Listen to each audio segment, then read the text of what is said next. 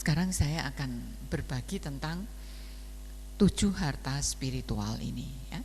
Ketika kita menjalani kehidupan kita ya, kita menjalani kehidupan kita ini, tidak hanya kehidupan materi saja yang perlu kita openi, yang perlu kita rawat, tidak. Tapi kehidupan spiritual itu juga harus kita pentingkan ya. Karena kenyataannya kita itu lebih memperhatikan kehidupan jasmani kita ya. Contoh yang paling nyata ya, begitu sakit sedikit saja pergi dokter ya, sakit sedikit pergi dokter, pusing sedikit minum obat, termasuk saya ya, karena saya paling takut kalau kena vertigo ya, begitu ada tanda-tanda langsung minum obat dulu ya. Jadi kita betul-betul sangat memperhatikan kesehatan fisik kita ya. Tetapi kesehatan spiritual ini, kesehatan spiritual kita masih sangat kurang ya, kita masih sangat kurang ya. Untuk itu kita harus sama-sama belajar untuk menyeimbangkan antara kehidupan spiritual dan kehidupan materi, antara batin dan jasmani ini kita harus betul-betul berusaha untuk menyeimbangkan ya. Kekayaan tidak hanya perlu kekayaan materi. Saya tidak pernah mengatakan bahwa kita itu tidak perlu punya uang, enggak pernah mengatakan demikian. Dulu kalau di Tanah Putih, saya kalau mengatakan demikian, uang itu perlu. Kalau saya enggak salah ingat, zaman saya di Tanah Putih, dari Dr. Cipto menuju Tanah Putih naik angkot itu dimulai dari 1.000 sampai jadi 2.000. Saya bilang kalau saya enggak punya uang 1.000, saya mau ke Tanah Putih itu saya harus jalan kaki. Jalan kaki saya harus berangkat jam berapa. Jadi uang itu tetap kita perlukan, tetapi kita jangan sampai jadi budaknya uang ya. Kita jangan sampai diperbudak oleh uang. Kita harus bekerja, betul, kita harus bekerja ya untuk mendapatkan uang, dan uang ini harus kita pergunakan dengan bijaksana ya, harus kita pergunakan dengan bijaksana supaya kita bisa mendapatkan harta spiritual ini. Mendapatkan harta spiritual ini dengan kita pergi ke wihara. Yang tadi saya mengatakan itu suta, banyak mendengar ya, banyak mendengar. Walaupun sekarang suta ini sudah bisa digantikan dengan melihat rekaman-rekaman, kemudian membaca buku ya, bisa betul-betul kita dapatkan dari sana ya, bisa kita dapatkan dari sana. Harta spiritual ini betul-betul akan menjadikan hidup kita ya, menjadikan hidup kita ini sungguh berarti ya, menjadikan hidup kita sungguh berarti. Kita tidak menyia-nyiakan sudah terlahir sebagai manusia ya. Terlahir sebagai manusia ini adalah suatu kesempatan yang amat sangat langka ya. Sudah jadi manusia, kemudian kita jadi manusianya ini di zaman Buddha ya, di zaman Buddha kita masih bisa mendengarkan Dhamma, dan kita terlahir sebagai umat Buddha ya, kita terlahir sebagai umat Buddha. Ini sungguh-sungguh kita punya karma baik yang sangat memadai ya, sehingga kita bisa memiliki kondisi itu.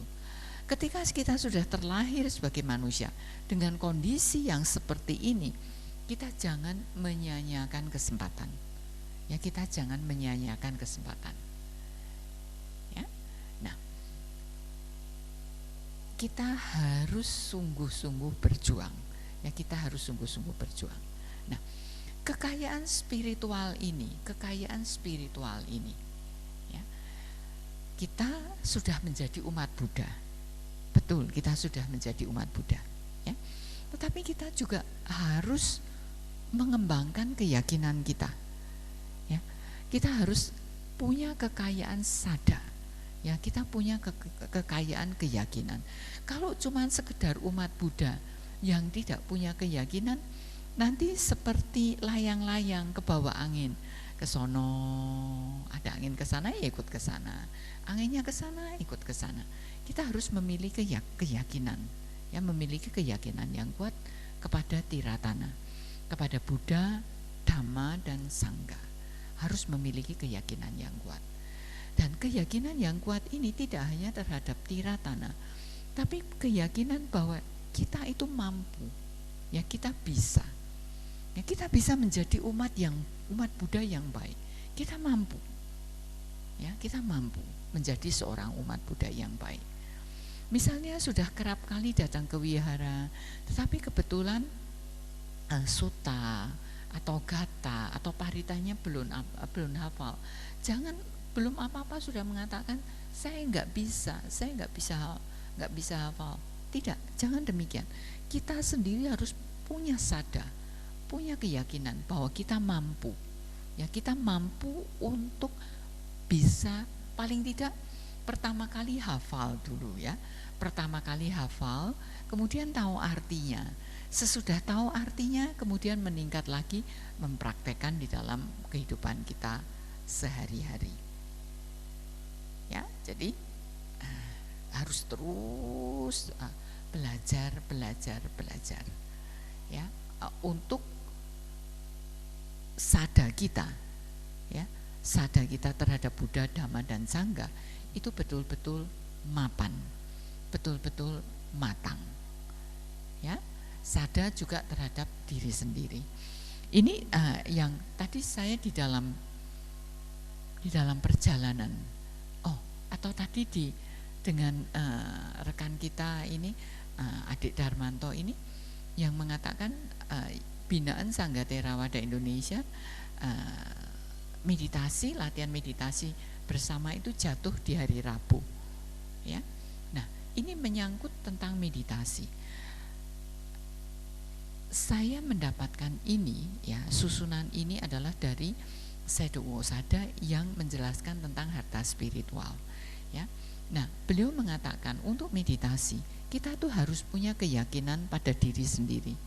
Jangan kalau misalnya kita belum bisa mengembangkan sati, belum bisa mengembangkan perhatian, dan belum bisa mengembangkan konsentrasi, kita terus bilang saya ini kurang karma baiknya, atau saya ini tidak punya cukup parami sehingga saya tidak bisa bermeditasi.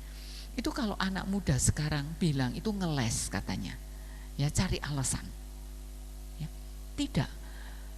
Di awal saya mengatakan bahwa kita sudah terlahir sebagai manusia di zaman Buddha. Kita jadi umat Buddha, masih ada Buddha, Dhamma, dan Sangha. Itu parami kita itu sangat istimewa. Kekuatan kama baik kita itu sangat kuat sehingga kita bisa mendapatkan wipaka seperti saat ini. Ya, jadi jangan mengatakan paraminya ndak cukup atau kusala wipakanya kurang. Tidak. Kita harus punya sada keyakinan bahwa kita bisa. Ya. Orang belajar, ya, saya selalu mengatakan demikian. Kita belajar. Waktu kita jadi bayi, cuman mulai bisa dari terlentang saja. Kemudian mulai, waduh ini terlentang, ini sumuk setengah mati. Ya, setengah mati setengah hidup. Kan terus gini kan di bawah punggungnya. Terus mulai bisa miring. Wah, seneng banget. Ya, seneng. Terus gebuk lagi gini. Ya. Pertama kali bisa tengkurap itu mungkin ya. Saya sudah belajar tengkurap tapi sudah lupa. Kaget atau enggak. Dari gini, tengkurap gini. Ini enak, ini belakang enak sekali. Terus pemandangan kan jadi lain. Ya, pemandangan jadi lain. Seneng. Lama-lama sakit. Belum bisa balik. Saya harus dibantu. Dari mulai ini terus mulai duduk, merangkak, jalan itu perlu berapa waktu. Ketika jalan jatuh sampai bisa jalan tegak itu perlu berapa waktu. Ya, kok enggak pernah bilang karena kurang kekuatan kama baiknya, kurang wipaka baiknya, kurang parami, enggak. Nah, kita dalam bermeditasi juga harus seperti itu. Ya. Ketika satu kali belum bisa membina konsentrasi, ya sudah, nanti datang lagi, belajar lagi, terus demikian, belajar lagi, pasti bisa. Kita harus punya keyakinan, punya sada bahwa kita itu bisa, harus punya sadar, kita bisa. Ya, latihan meditasi jangan latihan cuman latihannya seminggu sekali, konsentrasinya mau dapatnya cepet, ya nggak bisa. Orang anak kecil kalau belajar jalan itu kan berkali-kali, ya kan berkali-kali jalan, jatuh, jalan lagi. Pertama kali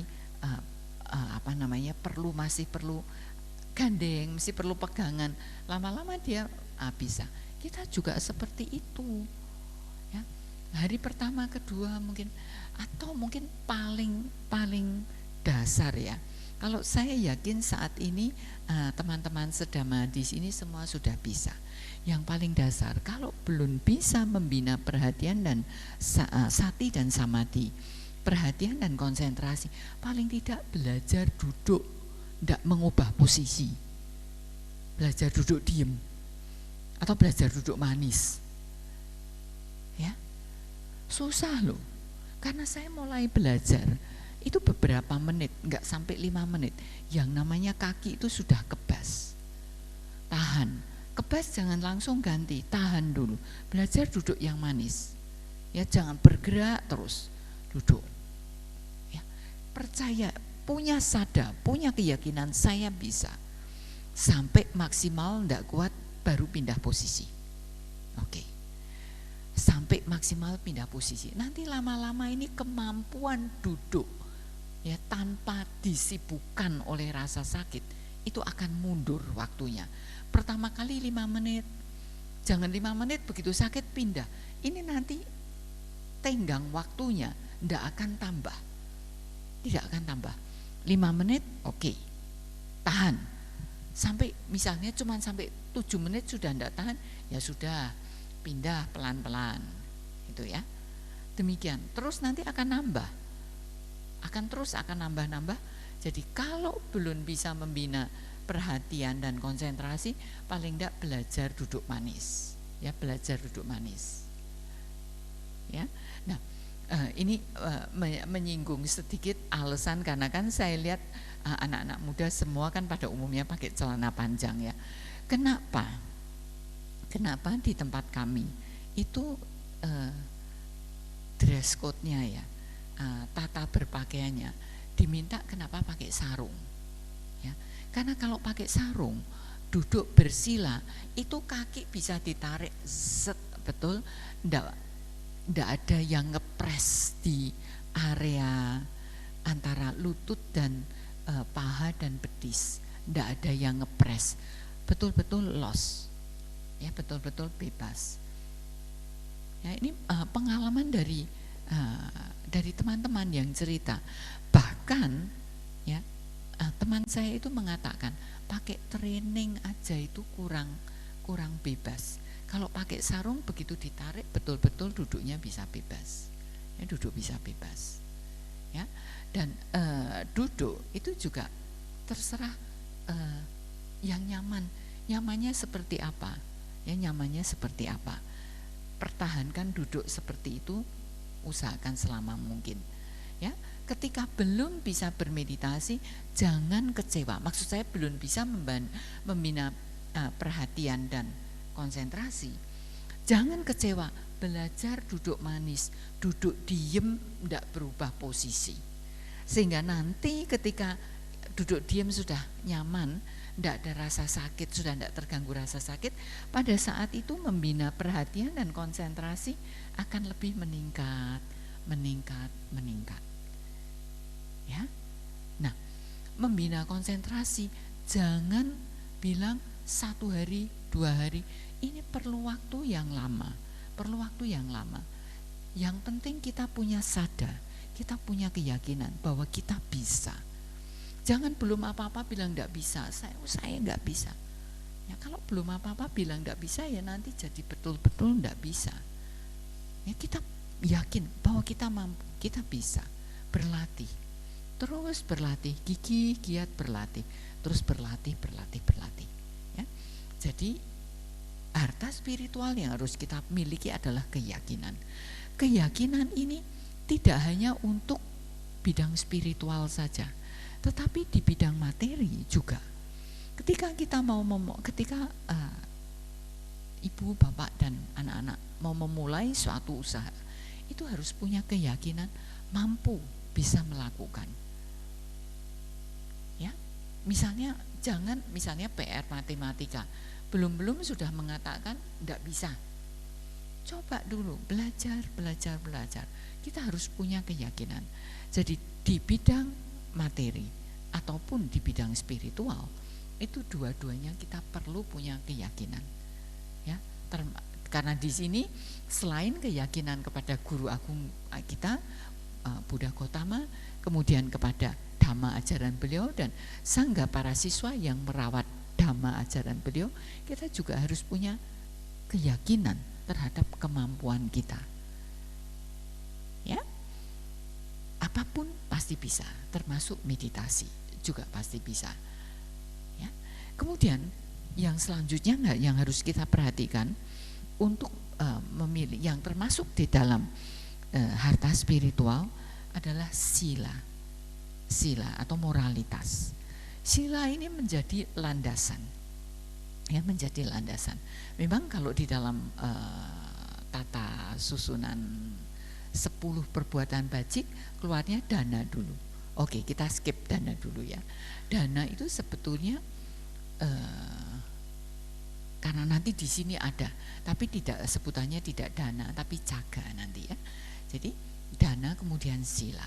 Sila ini sangat diperlukan, sangat sangat perlu kalau kita mau bermeditasi juga. Ya, sila itu merupakan landasan. Ya, sila itu merupakan landasan. Bagi umat awam itu 5 sila, ya 5 sila. 5 sila ini wajib, ya wajib dipraktekkan, dilatih terus menerus. Ya, saya selalu mengatakan, kalau misalnya di satu hari, di satu saat dari 5 sila ini ada yang dilanggar, ya, jangan memendam penyesalan ini, menyesali kenapa saya kok begitu. Menyesalnya itu demikian, saya tahu saya sudah berbuat salah, saya menyesal dan saya tidak akan melakukan kesalahan itu lagi. Itu penyesalan yang benar. Ya, jangan terus, aduh kenapa ya saya kok begitu ya, kenapa. Tidak ada jalan keluarnya. Oke, kalau sudah terlanjur salah ya sudah. Kalau memang perlu minta maaf pada siapa kita bersalah. Ya, kalau tidak berkesempatan bertemu, ya sudah, di dalam hati kita tahu kita bersalah dan kita minta maaf. Sesudah itu tidak melakukan kesalahan yang sama. Ini adalah kalau kita terlanjur melanggar sila. Ya, terlanjur melanggar sila. Ya. Jangan bertekad untuk tidak melakukan kesalahan itu lagi. 5 sila ini kalau kita bisa lakukan dengan baik, ini sudah sangat hebat. Karena 5 sila ini, Pancasila, ini adalah sila yang betul-betul sila yang alami. Ya, semua itu harus. Ya. Misalnya sila yang pertama, menghindari, tidak melakukan, berlatih diri untuk tidak membunuh. Ya, di sini tidak hanya membunuh, tetapi termasuk dengan menyakiti, menciderai, semua itu ada di sila yang pertama. Ya. Kalau kita bisa betul-betul menjalankan dengan baik, itu sungguh sangat elok. Ya, sungguh sangat elok. Ya. Tetapi misalnya satu ketika, ya, melanggar, ya, terlanggar gitu ya, sudah terlanggar, oke. Ya, kita bertekad jangan sampai melakukan hal seperti itu lagi. Terus demikian. Kemudian adinadana, kamesu, adinadana wiramani, kamesu micacara wiramani, semuanya harus kita latih. Kenapa kita harus melatih sila yang pertama? Karena kehidupan ini dicintai oleh siapa saja. Kita ini menyayangi diri kita sendiri. Ya, buktinya apa? Kalau fisiknya sakit aja ribet cari obat, pusing cari obat, mules cari obat. Jadi kita menyayangi kehidupan kita. Demikian juga orang lain juga menyayangi kehidupannya sama. Ya. Kemudian kenapa kita harus berlatih tidak mengambil barang yang tidak diberikan? Ya. Karena barang itu menjadi milik seseorang itu dengan pengerahan usaha. Ya, orang harus bekerja, orang harus berjuang. Ketika ini yang menjadi miliknya hilang, itu akan menimbulkan penderitaan bagi diri kita yang memiliki. Kalau kita tidak ingin kehilangan, tentu orang lain juga tidak ingin kehilangan. Ya. Kemudian untuk Kamesu Micacara Wiramani, ya, semua itu sangat meletakkan sangat tinggi harga dirinya. Ya. Kalau kita sampai melanggar batas, ya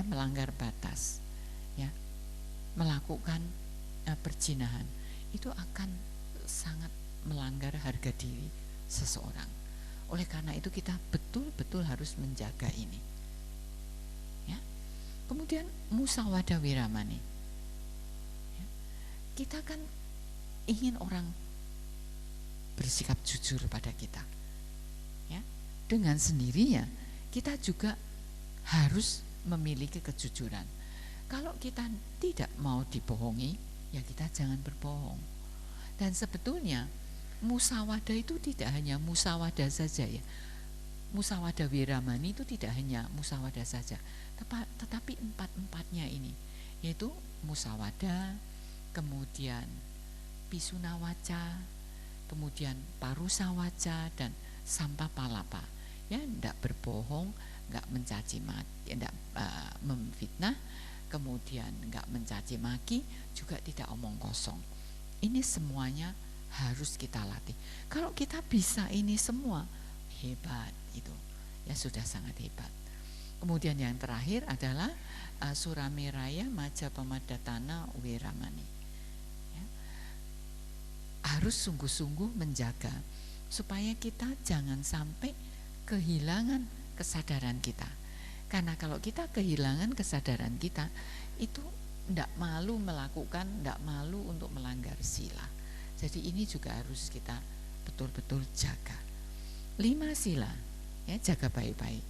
Kemudian mungkin di hari-hari uposata tambah menjalankan 8 sila, atau mungkin di hari uposata menjalankan 10 sila. Ya, sangat akan menjadikan kita ini menjadi kaya secara spiritual. Keyakinannya baik, kemudian silanya juga baik. Nah, kalau kita memiliki sila yang baik, ya sila yang baik, ini yang datang berikutnya sambungan, yaitu hiri dan otapa. Itu biasanya baik. Ya, hiri kita malu, ya malu untuk berbuat jahat. Ya, kemudian otapa takut, ya takut akan akibat. Kalau kita menjalankan sila, hiri dan otapa itu pasti kita punya. Ya, kalau kita menjalankan sila, hiri dan otapa punya pasti. Ya, malu untuk berbuat jahat dan takut melihat akibat dari perbuatan jahat ini. Ya, karena sesungguhnya malu berbuat jahat. Jangan pernah mengatakan tidak ada orang yang ini mumpung tidak ada orang yang lihat ini bunganya indah, saya ambil satu. Ya, tidak ada orang yang lihat. Nah, emangnya yang ngambil ini bukan orang. Ya, kalau ini kertasnya bagus ini, ya, nah, mumpung tidak ada orang saya ambil. Nah, emangnya yang ngambil ini bukan orang. Ya, orang lain bisa nggak lihat, tapi diri kita sendiri itu tahu. Ya, diri kita sendiri tahu. Ya, mungkin Ibu, Bapak, dan Ananda Sedama pernah mendengarkan cerita dari Bante tentang cerita Jataka yang menggambarkan ada seorang guru. Zaman dulu itu kalau sekolah, bukan anaknya dikirim ke sekolah, tapi anaknya dititipkan ke gurunya itu. Anaknya dititipkan ke guru. Jadi di sana guru itu memiliki banyak murid, dan guru ini kebetulan punya seorang putri yang sudah waktunya menikah. Kemudian guru ini mengatakan demikian, ya, saya akan memberikan putriku ini sudah waktunya untuk menikah, ya, saya akan menikahkan, ya, menikahkan dengan salah satu murid saya. Saya akan menikahkan dengan salah satu murid saya, ya. Tapi untuk pernikahan ini kan perlu perhiasan, ya, pokoknya perlu, katakanlah perlu biaya. Jadi perlu harta. Kemudian gurunya mengatakan, pokoknya kamu harus mendapatkan perhiasan harta untuk putriku, dengan catatan, ya, kamu harus ngambilnya itu tidak ada yang boleh tahu, ya, tidak ada yang boleh tahu. Kemudian murid-murid ini semua pada pergi kecuali satu, ya, kecuali satu. Kemudian gurunya tanya, "No, kenapa kamu tidak ikut pergi? Ya, ya, kamu tidak menginginkan putri saya?" Kemudian murid ini mengatakan, "Guru kan tadi bilang harus mencarikan harta, perhiasan, ya, dan ngambilnya itu tidak ada orang yang boleh tahu. Lah saya ini kan orang, saya kan tahu saya nyuri. Berarti itu tidak bisa dijalankan." Ya. Kemudian guru itu menyatakan yang berhak untuk menikah dengan anaknya adalah murid ini. Murid yang tidak ikut-ikutan mau pergi, mau nyuri yang tidak ketahuan orang. Nah, murid ini adalah bodhisatta yang kelak menjadi Sama Sambuddha Gautama. Ya, jadi kalau orang punya sila itu pasti hirit ada, ya, malu untuk berbuat jahat. Otapa takut akan akibatnya, ya, karena kan tahu,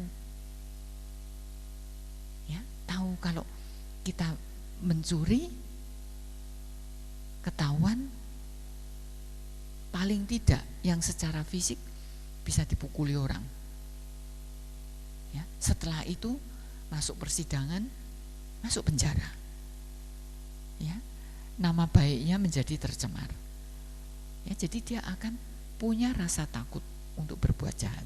Juga dia ini dengan pengetahuannya, ya, dengan pengetahuannya dia akan takut dengan bekerjanya hukum karma, hukum sebab dan akibat, ya. Dia akan merasa takut terhadap perbuatan buruknya. Dia akan merasa takut terhadap perbuatan buruknya, ya. Oke, baik. Jadi sila itu perlu landasan, ya. Kalau kita menjalankan sila, berarti hiri dan otapa itu pasti kita miliki. Ya, hiri dan otapa pasti kita miliki, ya. Nah, sesudah itu harta spiritual kita yang harus kita praktekkan, kita bina supaya kita memiliki adalah caga, ya. Caga itu artinya adalah kedermawanan, ya, kedermawanan. Caga di sini latihan berdana, ya, latihan berdana. Sesungguhnya yang paling tinggi, ya, yang paling tinggi. Jadi katakanlah tujuan yang sebetul-betulnya dari kita berdana ini adalah untuk berlatih melepas kemelekatan, ya, berlatih melepas kemelekatan kita, ya, berlatih melepas kemelekatan kita. Jangan misalnya bekerja, ya, mendapatkan penghasilan, kemudian mau berdana, ini saya dapat ini nih, kalau orang Jawa kita bilang ketekuk ringkel gitu, ya. Masa dikasihkan ke pihak lain? Enggak, pelitnya setengah mati. Enggak. Caga itu kita melatih diri, ya, untuk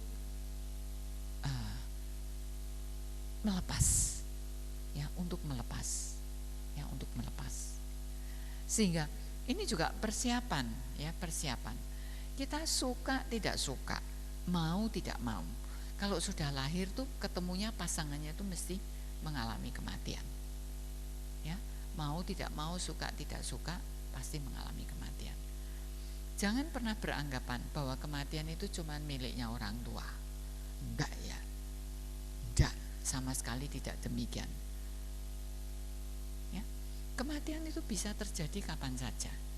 Kalau enggak percaya bahwa kematian itu bisa terjadi kapan saja untuk segala umur, ya, kita pergi ke rumah sakit, kemudian kita nemenin security satpamnya yang di kamar mayat. Nah begitu datang tanya umur berapa sus gitu ya, kan yang bawa kan pasti susternya atau mantrinya, umur berapa gitu. Nah, mungkin oh ini 90, terus ada lagi umur berapa, oh ini baru lahir cuma 2 jam mungkin. Nah, jadi usia itu tidak ada batasannya, ya, tidak ada batasannya. Ya. Dengan kita selalu berlatih melepas, ya. Di saat-saat terakhir, ya, di saat-saat terakhir akan menjadi lebih mudah untuk melepas ikatan terhadap kecintaan terhadap keluarganya, melekat terhadap harta bendanya, akan lebih terasa lebih mudah. Ya, jadi jaga ini harus dipraktekkan karena tujuannya adalah melepas. Kemudian ketika melepas ini, kita juga harus punya tujuan yang tertinggi. Ya, jangan pada waktu melepas itu hanya kepingin diliput media massa, ya, kemudian disiarkan di televisi, masuk di koran. Tidak hanya media koran yang jadul yang zaman saya kecil, koran yang pakai kertas, tapi juga ada di koran elektronik, menjadi terkenal.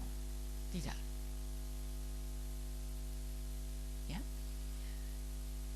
Atau menginginkan berbuat kebajikan, berdana ini dengan tujuan supaya kelak terlahir sebagai orang yang kaya, ya, atau terlahir di alam surgawi.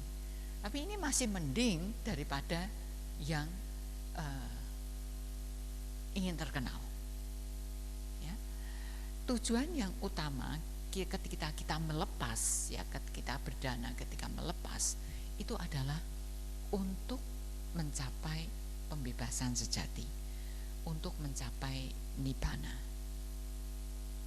Ya, jadi ketika kita berbuat kebajikan, karena kita ini, saya berlatih melepas supaya latihan ini mendukung saya di dalam perjuangan saya untuk mencapai pembebasan sejati, untuk mencapai nibbana.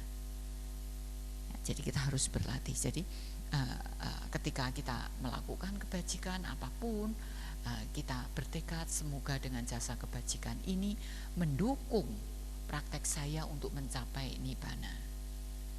Ya, boleh loh. Jadi sesudah berbuat kebajikan membuat tekad itu sangat boleh, tidak ada larangan, boleh sekali. Ya, berbuat kebajikan kemudian bertekad.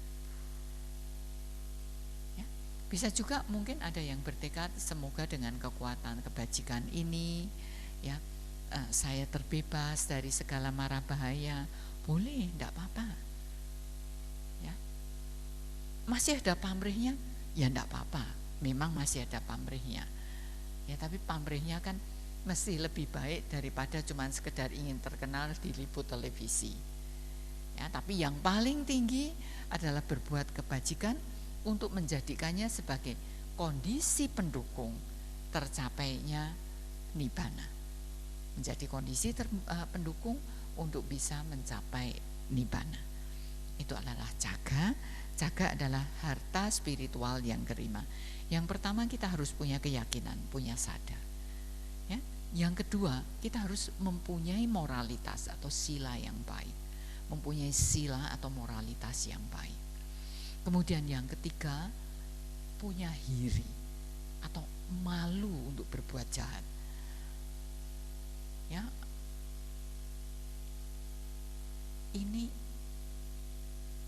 sungguh-sungguh harus, jadi mau berbuat jahat saja sudah ada bentengnya. Malu, kalau berbuat jahat itu malu.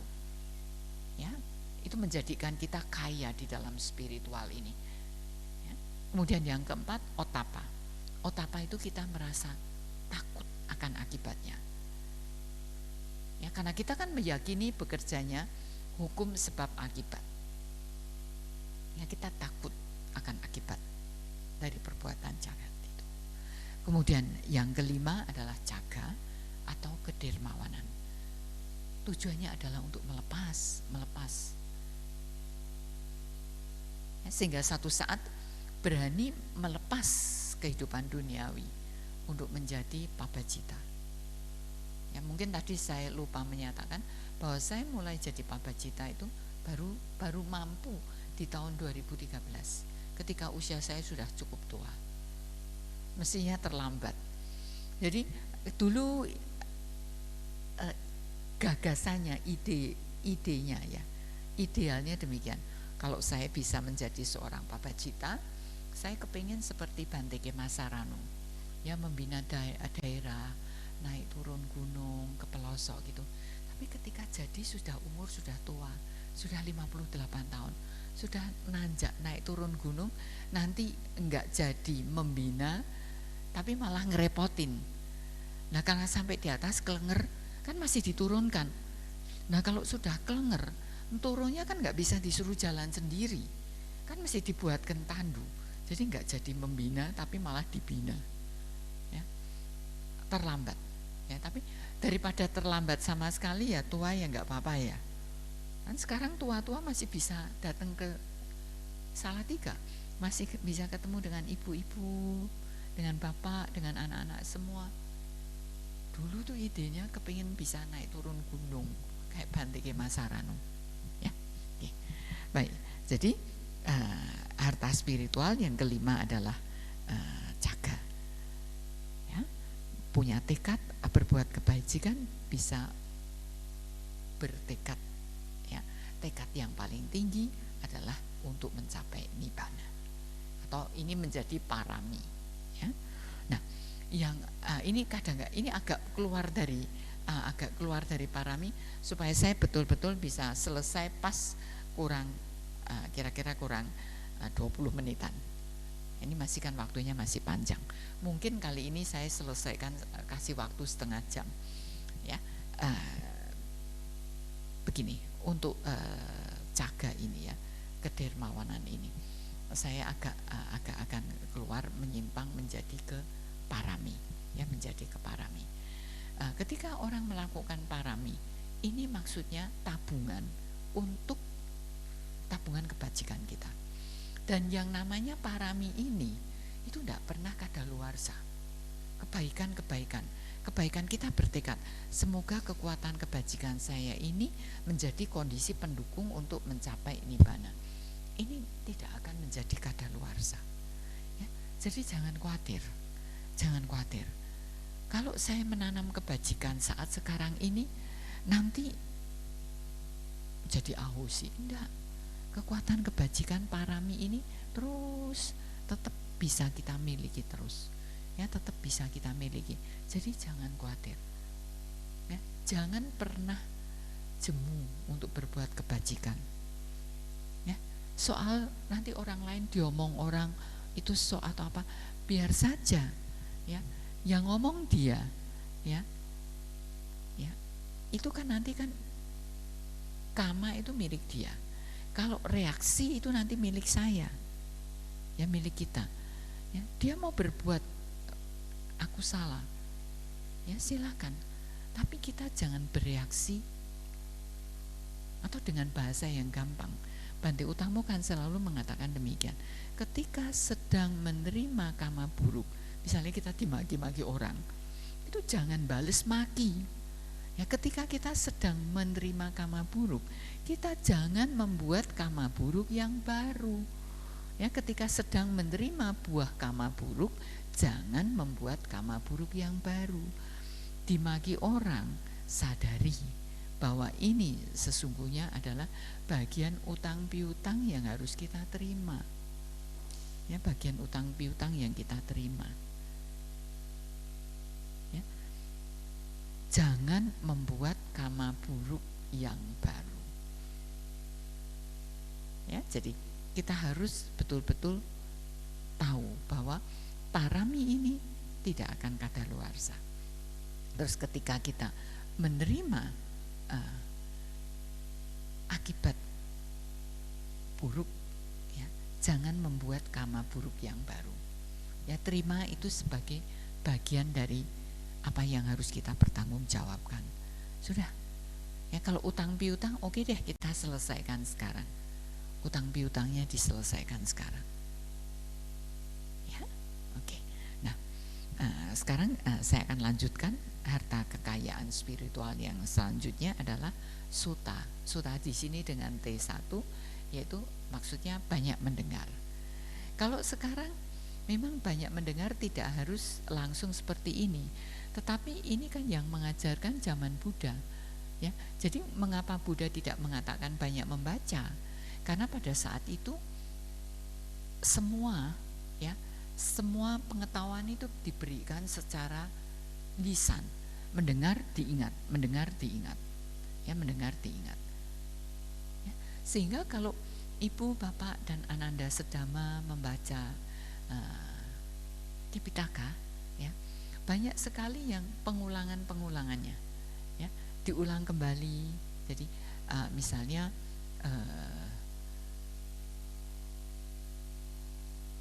kekuatan kebaikan itu dilakukan dengan berdana, ya. Kemudian nanti diulang kembali. Jadi diulang itu supaya pendengarnya, ya, pendengar itu punya kesan, bisa nangkep cepat. Tidak semua orang satu kali mendengar langsung ada kesannya, langsung terekam. Tidak. Karena itu di dalam Tipitaka cara penyampaian Buddha waktu itu diulang demikian. Ya, nah sekarang caga ini, ya, banyak mendengar ini untuk mendapatkan harta spiritual tidak harus hanya mendengar, tetapi bisa juga dari membaca, ya, atau membaca tidak hanya dari buku, tetapi bisa mungkin membaca dari buku-buku elektronik, ya. Kemudian juga bisa kalau sudah jadi disk, sudah jadi rekaman video, itu berarti juga sudah mendengar, ya, karena ada audionya juga, ya. Jadi belajar sekarang sutta ini, ya, bisa dengan media apapun, ya, betul-betul mendengar seperti saat ini kita bersama-sama di sini berdiskusi Dhamma, bisa juga mendengar ketika pandai ceramah, ataupun bisa mendengarkan rekaman-rekaman ada MP3 atau apa, pokoknya semua yang mendengar, juga yang tertulis itu bisa. Yang dipentingkan di sini adalah maksudnya adalah banyak belajar, ya. Yang dimaksudkan adalah banyak belajar. Kalau tidak mau belajar, bagaimana kita bisa memiliki pengetahuan? Ya, kalau tidak belajar, bagaimana kita bisa memiliki pengetahuan? Ya, harus mau belajar. Seperti anak kecil itu, mau memiliki pengetahuan yang luas dari awal, mungkin diajarkan perkalian dulu, penjumlahan, ya, kalau anak kecil penjumlahan dulu, kemudian pengurangan, ada perkalian, pembagian. Tetap harus selalu mau belajar, terus belajar terus, ya. Dan waktu belajar itu tidak hanya yang boleh belajar, itu tidak hanya anak muda, ibu, kita yang sudah tua juga terus boleh belajar, ya. Ya, untuk ibu bapak yang sudah sepuh, jangan bilang oh saya sudah tua. Enggak, untuk belajar itu tidak ada kata tua. Ya, sebelum dipaku 4 itu kita masih harus bisa tetap belajar. Ya, harus tetap bisa belajar.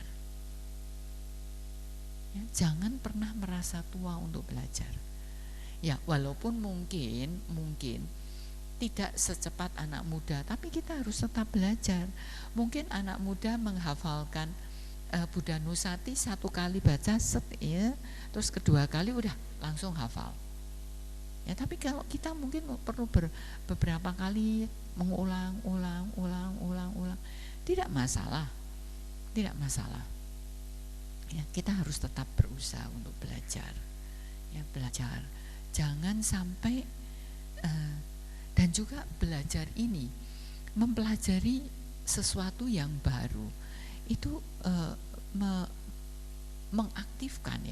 mengaktifkan otak kita sehingga daya kepikunan bisa direm. Saya itu mengatakan, saya itu takut pikun, betul-betul takut pikun. Ya, mudah-mudahan kekuatan kebajikan saya ini betul-betul berbuah, saya tidak mengalami kepikunan sampai hari terakhir saya. Ya. Karena kalau pikun itu susah loh. Ya, pikun susah sekali. Ya. Kita harus betul-betul terus menggunakan otak kita ini untuk belajar. Ibu, bapak, dan anak-anak semua mungkin ingat Bu Chandra. Bu Chandra itu mengatakan demikian.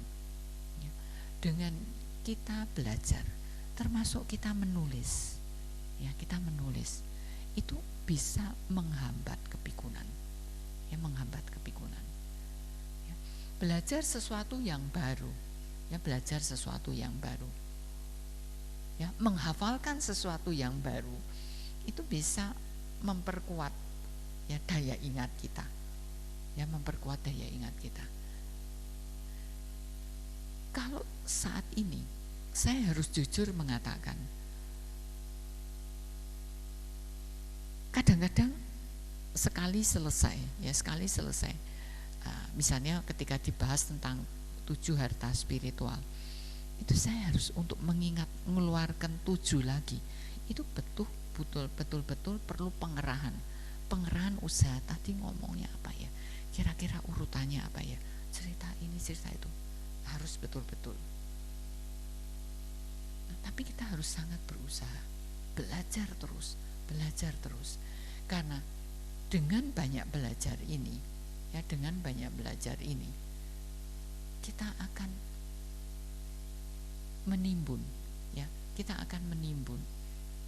pengetahuan yang akan bermanfaat untuk kita, ya, yang akan bermanfaat untuk kita tidak hanya dalam kehidupan saat ini saja, tetapi di dalam kehidupan yang selanjutnya. Ya, kenapa ada seorang anak yang demikian pandainya? Katakanlah cukup belajar 5 menit, ya, tetapi materi pelajaran itu dia sudah menguasai. Kalau ini bisa terjadi, ya karena dia memang sudah pernah belajar seperti itu, sehingga 1 kali belajar aja dia sudah ingat. Ya, 1 kali belajar saja sudah ingat. Ya. Nah, karena itu kita harus selalu belajar supaya kita punya pengetahuan yang mengendap, yang nanti akan menjadikan kita lebih mudah untuk belajar. Nggak usah ngotot. Untuk lebih mudah belajar, anak yang bisa belajar 5 menit itu mungkin ada hal lain juga. Ketika dia berada di kelas itu dia menyimak dengan baik, ya. Ketika gurunya menerangkan, dia mendengarkan, tidak sambil mendengarkan sambil pidato, ya. Jadi gurunya ngomong, muridnya ngomong sendiri, itu biasa, ya. Itu juga pengalaman masa lalu. Waktu saya masih SMP SMA, ya, gurunya nerangkan kalau bila perlu ngomen, ya, mengomentari gurunya apa, terus ngomong sama temannya. Berarti kita nggak konsentrasi di sana, Kalau kita nggak konsentrasi di sana, kita nanti akan memerlukan waktu yang cukup lama untuk belajar. Memerlukan waktu yang cukup lama untuk belajar. Tapi kalau kita selalu mendengarkan, ketika guru membahas suatu mata pelajaran, kita mendengarkan, ini akan lebih mudah. Ya, akan lebih mudah bagi kita untuk nanti di rumah belajar lagi. Ya, suta ini, belajar ini dalam rangka kita bisa memiliki kebijaksanaan. Kita bisa memiliki kebijaksanaan atau panya. Ya. Ketika saya mengatakan kebijaksanaan, ya, jangan ibu, bapak, dan ananda semua berpikiran bahwa kebijaksanaan ini harus kebijaksanaan tertinggi. Ya, pengetahuan pandangan terang. Tidak harus itu. Ya, tidak harus itu.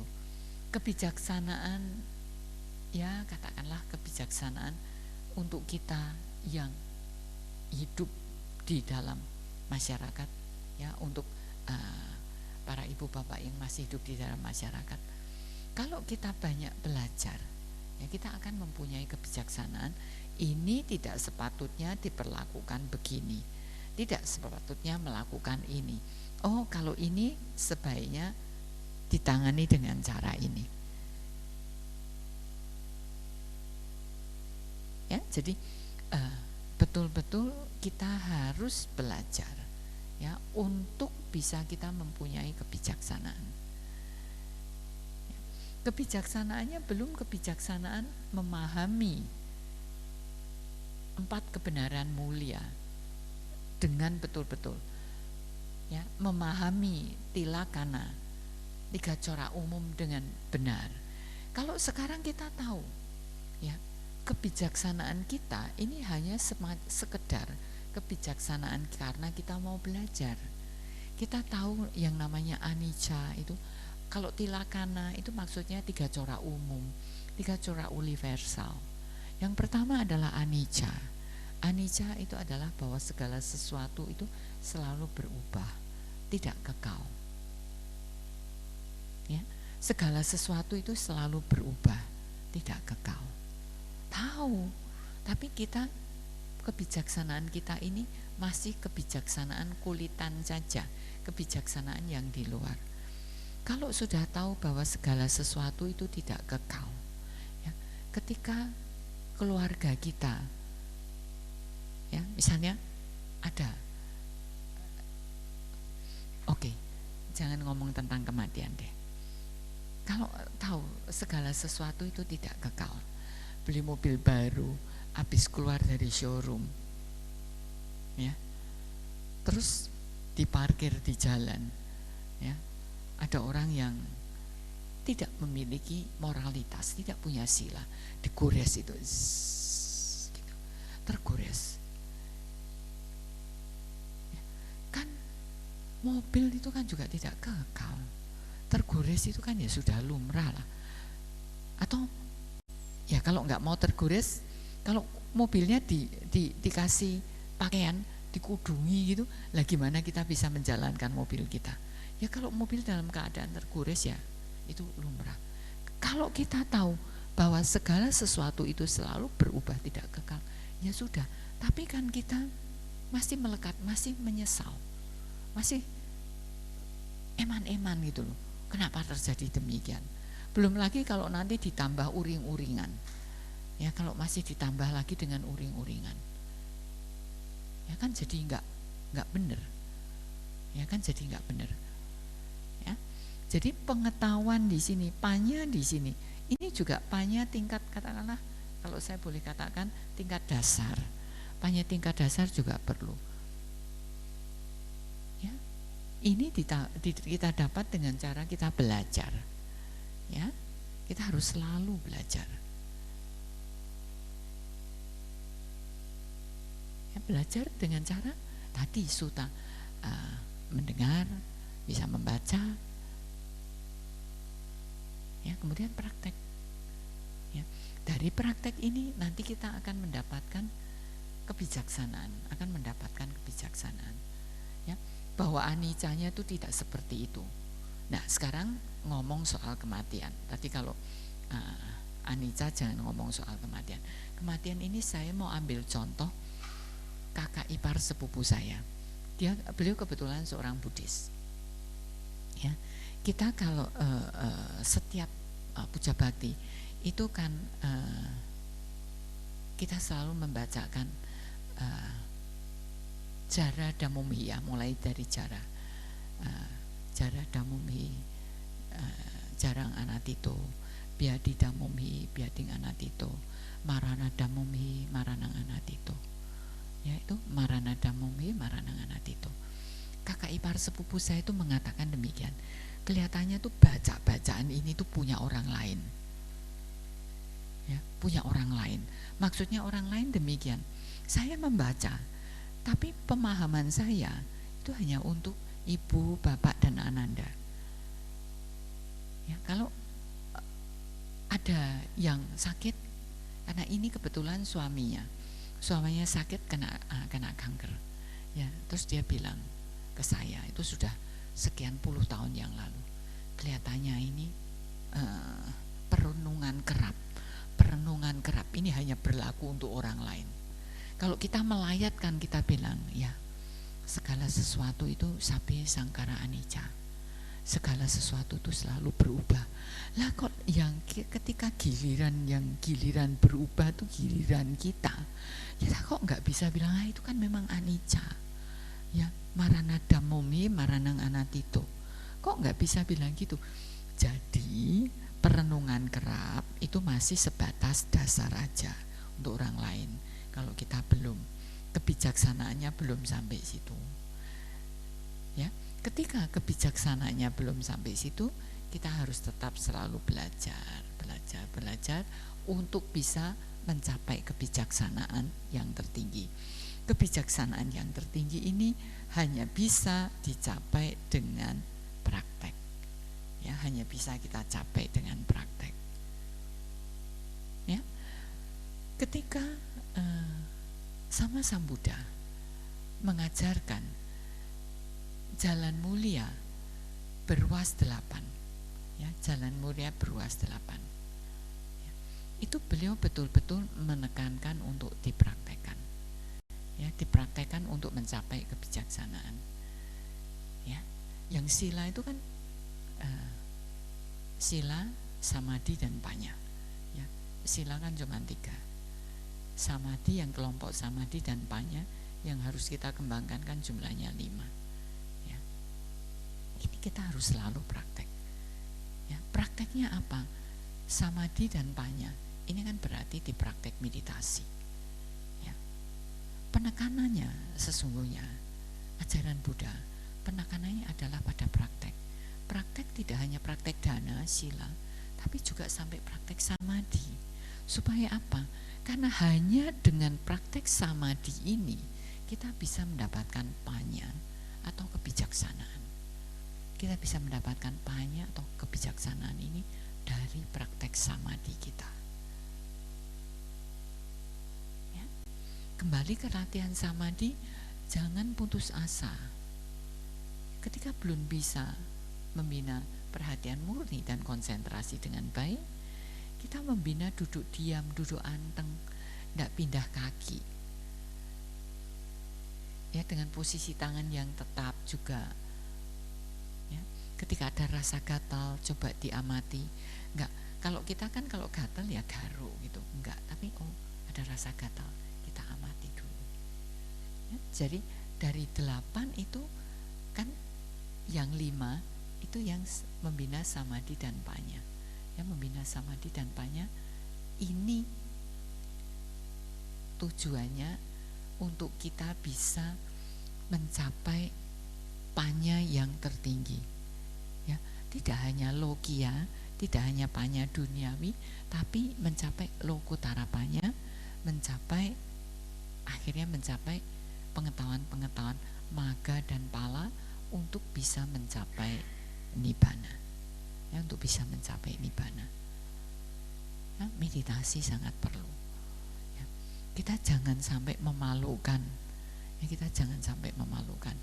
Saya ingat sekali zaman saya masih muda, ketika ini ibu-ibu Wandani pasti tahu, ketika Dokter Metasari yang ketua Wandani yang periode sebelum Ibu Wenilo, itu pas waktu itu keluarga mahasiswa Buddhis Jakarta mengundang seorang biku, yang undang siapa saya tidak tahu, yang pasti waktu itu diundang ke kebaktian untuk KMBJ, keluarga mahasiswa Buddhis Jakarta, ya. Waktu itu Bante yang orang barat itu mengatakan, kalian kalau tidak mau berlatih praktek meditasi dengan baik dan benar, nanti akan tiba saatnya ketika kalian mau belajar meditasi, kalian harus ke belahan bumi barat, belajar sama orang Eropa, sama orang Amerika, enggak belajar sama orang Asia, enggak belajar sama kita sendiri, karena kita sudah enggak ngopeni yang namanya meditasi itu, ya. Karena memang meditasi, kita ini kekotoran batin kita terlanjur, kita sudah terlahir mati berapa kali kan kita nggak tahu. Kekotoran batinnya sudah sangat tajam, sudah sangat kuat. Ketika kita mau menghapus kekotoran batin itu, kita perlu waktu. Tidak bisa sekali duduk langsung perhatian murninya berkembang, konsentrasinya berkembang. Kalau zaman sekarang ini, saya mengatakan kayaknya agak sulit, ya, karena kondisi tidak mendukung. Anak zaman kuno sekali ya, yang para ibu bapak dan anak-anak semua tahu, kalau kita baca di suta-suta, hanya mendengar suta yang, atau di dalam Dhammapada aja, satu bait udah mencapai pencerahan. Ini karena mereka punya bekal kebijaksanaan yang sangat kuat dan keadaan mendukung. Pada waktu itu anak kecil pun kehidupannya sudah melihat kehidupan agamis. Kalau sekarang anak kecil bangun mungkin minta cari HP-nya untuk main game, ya, ya. Jadi ya kita harus bisa menerima kondisi ini, ya. Tapi kita jangan menyerah, harus terus berjuang untuk bisa mencapai panya lokutara panya, sehingga bisa mencapai nibbana. Lokiapanya perlu sekolah biasa. Kalau ibu bapak dan ananda semua mau jadi pedagang, tidak bisa hitung-hitungan nanti kalau mau kasih uang kembali gimana, ya, kalau mau kasih uang kembali gimana, nanti kalau penjumlahnya, kalau beli satu gelas misalnya, oke. Tapi nanti kalau ada satu gelas, satu piring, satu ini, satu itu, jumlahnya nanti sampai besok pagi nggak selesai, karena nggak bisa. Ya, jadi lokutara kebijaksanaan duniawi juga diperlukan. Tapi kebijaksanaan dunia ini diperlukan untuk mendukung kita supaya kita bisa mencapai kebijaksanaan lokutara, kebijaksanaan adi duniawi, agar kita bisa mencapai nibbana. Ya, jadi sekali lagi, jangan hanya materi saja yang kita kumpulkan kekayaannya, tetapi spiritual juga kita harus kumpulkan kekayaan itu. Caranya gimana? Kita harus membina sada kita, membina keyakinan kita, kemudian melatih sila, ya, sada, sila, kemudian memiliki hiri dan otapa yang keempat, kemudian harus punya caga, mempraktekkan caga, kemudian harus memiliki kemampuan sutta untuk belajar, dan juga yang terakhir adalah memiliki panya atau kebijaksanaan. Inilah harta spiritual yang harus kita kerja untuk kita miliki. Nggak ada ya harta spiritual itu datang terus ditiup angin gitu.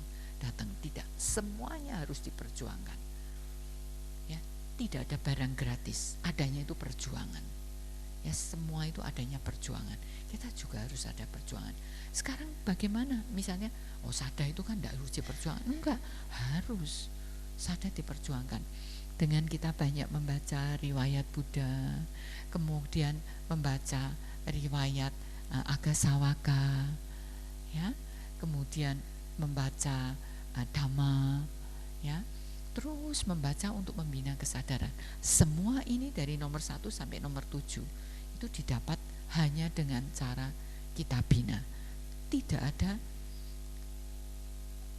kalau kayaknya nih istilah, saya nggak tahu istilah Jawa atau istilah Semarangan, saya nggak tahu. Nggak ada ilmu ujuk-ujuk, itu nggak ada. Ya, ilmu tiba-tiba itu nggak ada. Ya, harus semua dengan perjuangan. Ya, harus semua dengan perjuangan. Ya, inilah pada kesempatan ini apa yang saya ingin berbagi, yang saya dapat 7 harta spiritual.